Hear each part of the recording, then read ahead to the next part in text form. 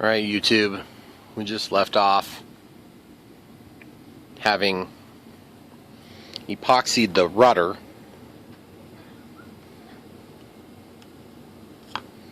and so far so good. Everything seems to be working well on that.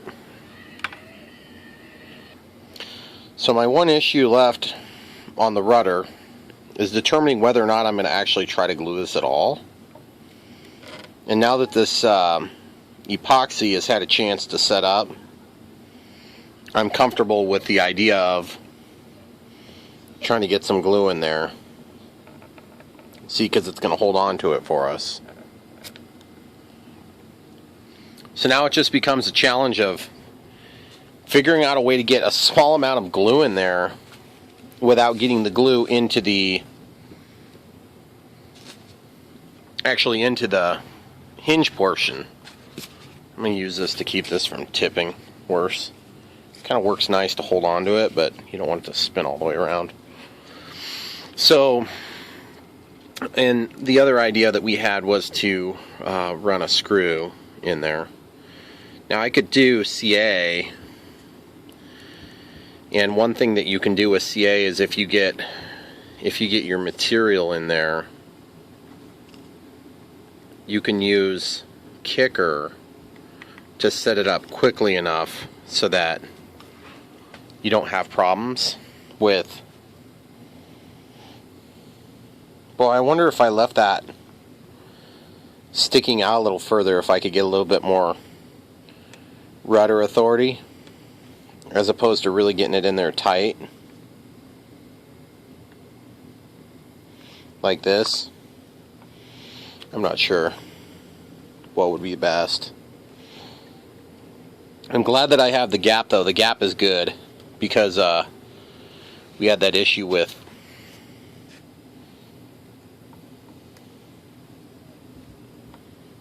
the way the hinge made it up. Okay, so I could also use a different type of glue for that. I could use the Windshield Glue, which is rubbery when it dries, rather than using epoxy. I don't think epoxy is absolutely necessary here. And I don't think CA is absolutely necessary either.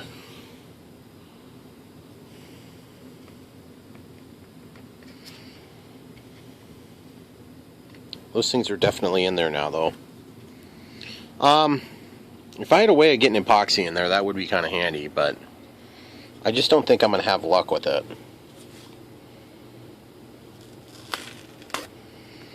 I have noticed that 15-minute epoxy is nice, and it's got a little bit of flexibility to it. So far, so good, you know. I'm happy with it.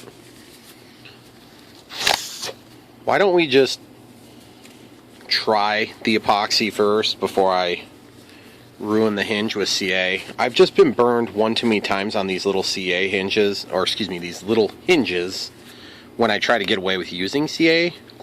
It just inevitably always seems to make its way into the hinge portion. And the other thing I could do is I could use a slow cure glue, like right there. Be like a regular wood glue. But again, I think it's just going to all poop out of the joint when I try to slide that thing in here into this pocket.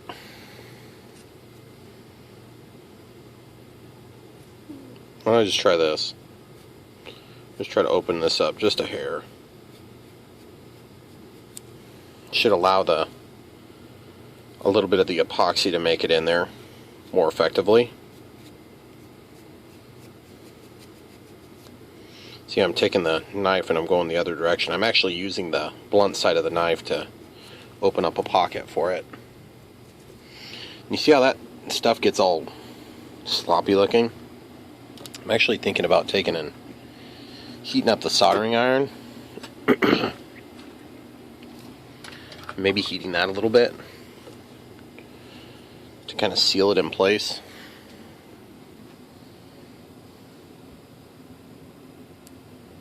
Oh yeah, that's a lot better gap to get the hinge in there. Oh yeah, I should be able to get stuff in there now. It was just so tight before, it was ridiculous working with it. I like it a lot better. I think it's going to be a lot more effective. We're going to be able to get glue in it now. Okay, simple enough. Now we'll just mix a very small amount of the epoxy, and I'm talking a real small amount, like barely any.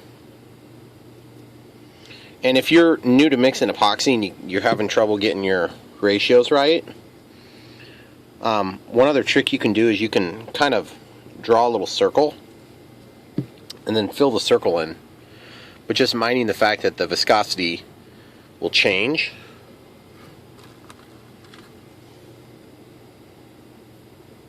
Between the epoxy and the hardeners, or the epoxy and the hardener. Okay, so I'm just going to mix up this real small batch here. Not even going to set a timer, it's not necessary.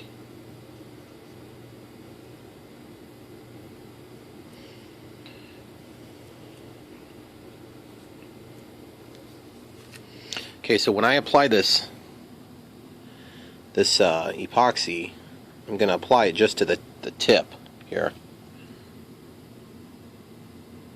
I'm not going to apply it anywhere else, just to give myself the best chance at success.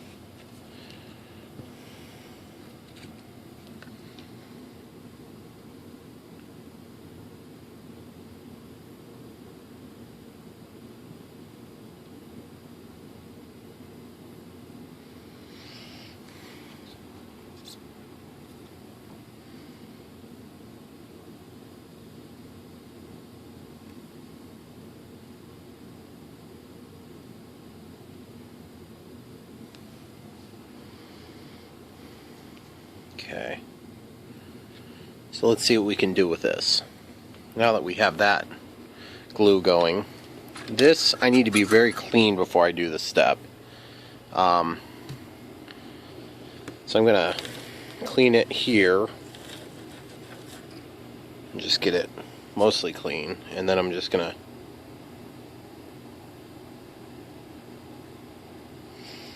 that melts it a little bit too much. I don't like the way that looks. So we're not going to do that. We're just going to unplug it.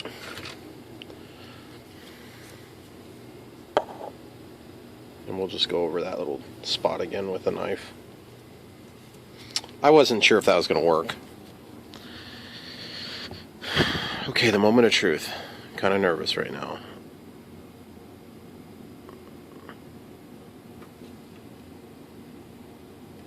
Whoops.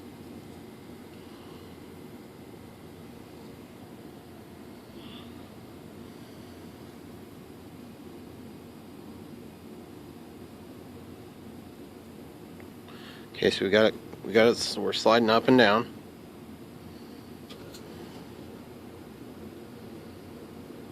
Well, it's going in fine, but now I got to wipe that excess before I push it all the way tight. For that, we'll use a couple of brand new Q-tips. Get this epoxy mixing thing out of the way. Just going to go straight down with it. Just going to go straight down with it. Immediately throw it away.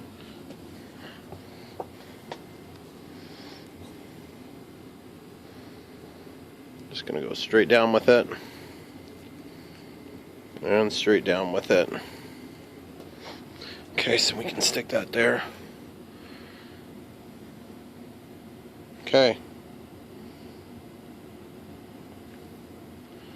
So far, so good. Now, I'm giving you the 100% guarantee that some epoxy is going to get on that hinge. Some epoxy being the critical portion of that. Okay, we're just leaving it. Don't twist it, don't turn it. Whatever amount that makes it, you don't want to spread it out. So I'm going to take some tape and we're going to tape it in position right in the middle, right here, where it sits right now. I don't want to take off my decal. Okay, so it's just temporarily holding it and bracing it so that that epoxy can firm up. And this thing has served its purpose. Alright, so the next maneuver for us is going to be to probably be looking at the horizontal stabilizer / elevator. And I think at this point I've already kind of dry fit it once, and it seemed pretty good.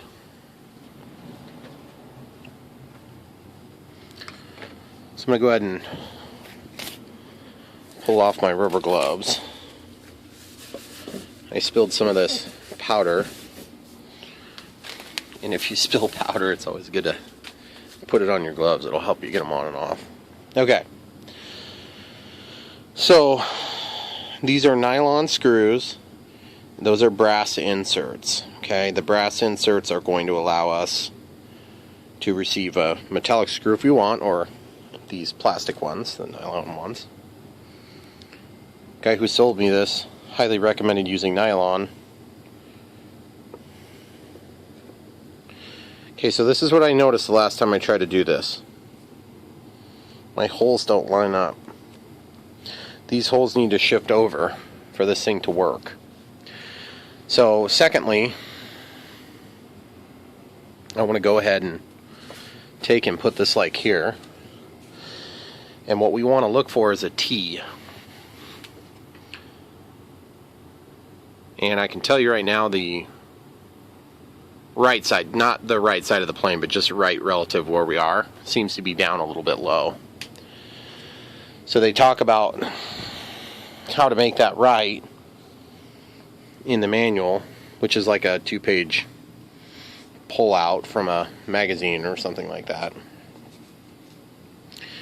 And what they recommend is just to put tape under the side. Okay, now those things must be just there to keep the monocoat from pulling up. But I'm trying to figure out what the heck they're made of. Looks like it's been worked down here, which is kind of weird. Not really sure why that would be. Well, let's try with some thin tape. Let's try some thin tape. This is good tape. So we'll just get a piece that's long enough to reach.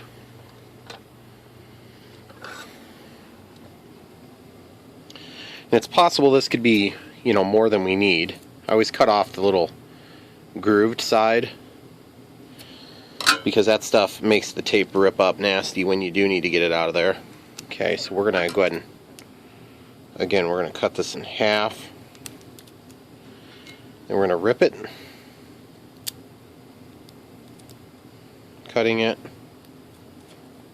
Okay, so this piece here is going to go right here. So that's taped down. Then while holding it, I'm just going to bite that tape.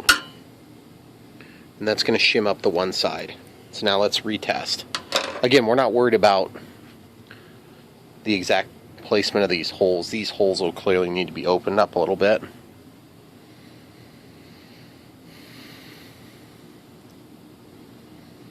Now you guys can probably figure this out all on your own, but the other thing we could do is we could sand the other side down.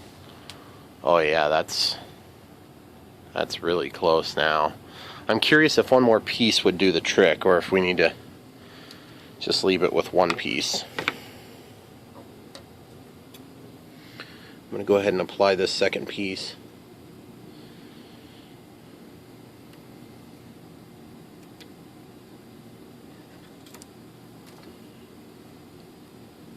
Okay, so there's two thicknesses, and I've got one more piece to work with. I'm just going to stick it there on the edge of that surface. I want to see how this lies first before we get any further. Now, obviously we're not gluing this on. This is just going to go on here with screws so it can be transported and things like that. I don't typically disassemble my plans for transport. That looks really close. If I would say that it's probably not worth doing anymore. I think we'll just be splitting hairs. So what I'm going to do is I'll mark that now with this marker on the side that we want to open up so that we can get the screws to align. So now there's two ways to do this. We can either drill this hole to move it over a little bit, or we could take, and if we wanted it to move over, we could take and work this pocket. I think the latter of which would be much harder. But I'm just curious. I'm a little bit curious now that I say that out loud, if it might be better to work the pocket so we don't open up these holes anymore.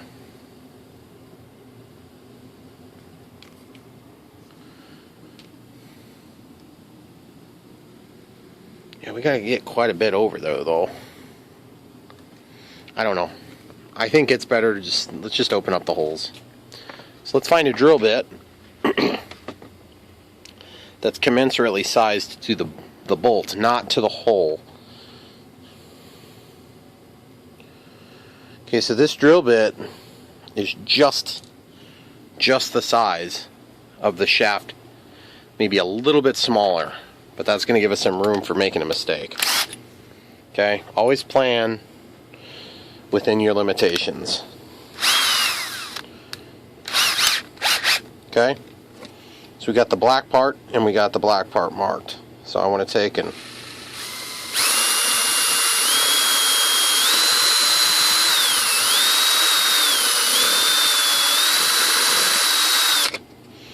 okay, so we took a little material out.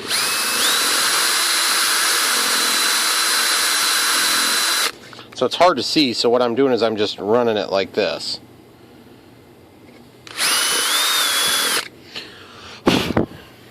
Okay, so we've got that opened up a little bit.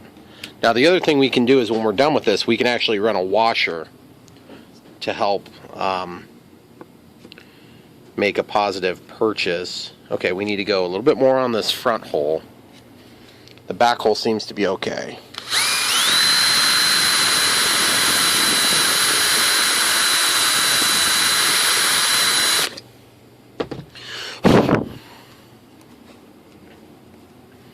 Alright guys, let's see how this goes. Okay, that might be about right. So now, initially, I think we'll go ahead and, yeah, it's getting in there now, so just move this back. Phillips. I believe these are Phillips, yep. It's kind of hard to tell on nylon bolts what exactly they are. Actually, wouldn't be bad to have a machine screw for this, because then it would have that taper to really help center things, as opposed to a pan head like this is.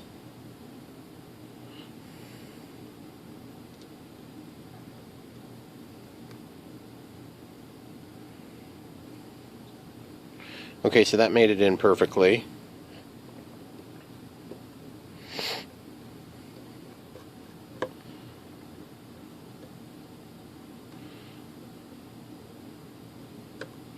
Alright, so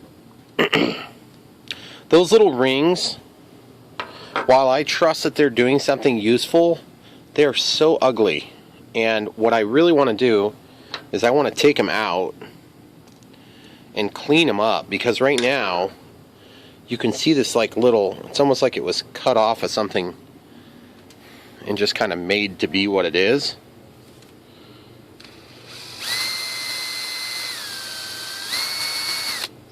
I wonder how hard it would be to just clean up that piece a little bit.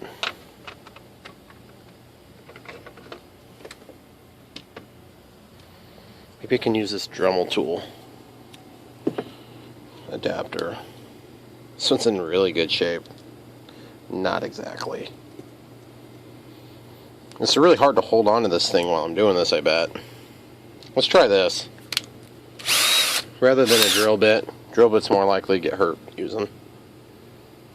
Okay, so there's 4 points that come out.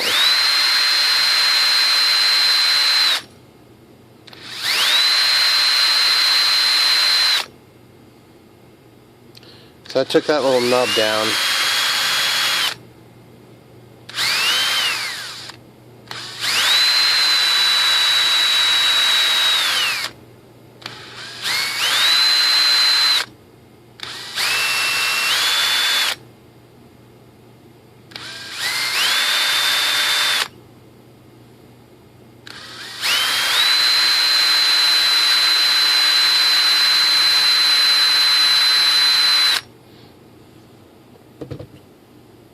Okay, so we just got one little more.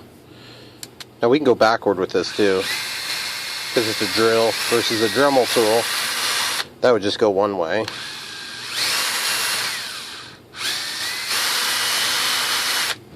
Okay, cool. I'm just working these nasty little edges off. Let's see, I mean, it's not perfect, but it's better.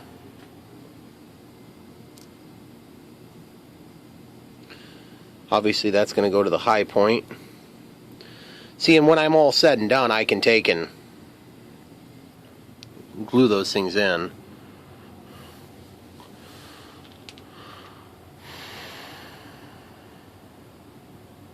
It's hard to say if now that I've tightened it down, if it maybe walked over to the other side. That'd be kind of annoying.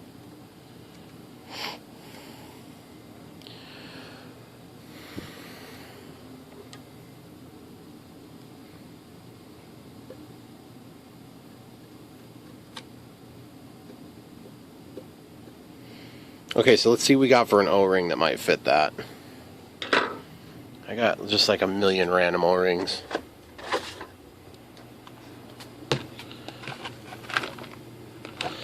Ooh, you know what might work really nice as an O-ring? One of these black pieces off of one of my power wires. Because then that would compress up as you tighten it. Provided you slid it all the way up on the shaft of the screw. But I'm not sure how much that'll displace out once I get it tight. So let's see how that does. And like I said, this is just that silicone coating from a power wire on a plane.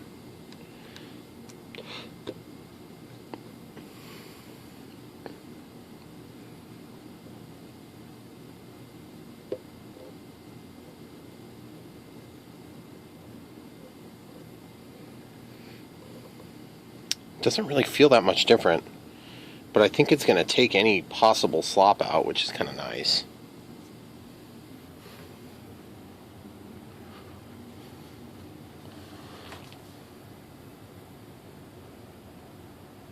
Guys, it is hard to tell if that thing is just dead on or not. I guess a guy could measure, but that's probably easier said than done. Okay. I think I like that. I think that worked well. I'll go ahead and do that again with the front one.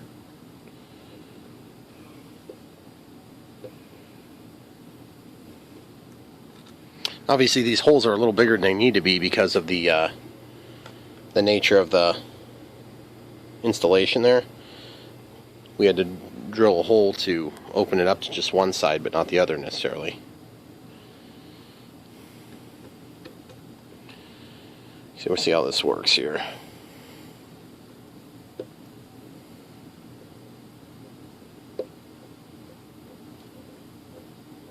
Ooh, that's what I expected to happen. See how it plumed up out? That's exactly what I was hoping would happen. Ow. Well, that looks really nice. Okay, so now that we have that done, I have to start figuring out exactly if I'm going to go straight into doing a servo or if I need to get other aspects taken care of first. Because if I think about it, the rudder servo is more critical to the overall use of the plane, and the rudder servo needs to have a linkage that goes from front to back. So, well, as it turns out, I am going to give this some thought and come back to it, because we're about out of memory anyway. So rather than digging into it and having the phone run out of memory halfway through again, which seems to be the trick of the day, I'm going to go ahead and just let this be. Thanks a lot, guys, for watching. This thing is coming along. It's going to be beautiful, and I'm glad you're part of enjoying coming together. Thanks for watching. Don't forget to like and subscribe.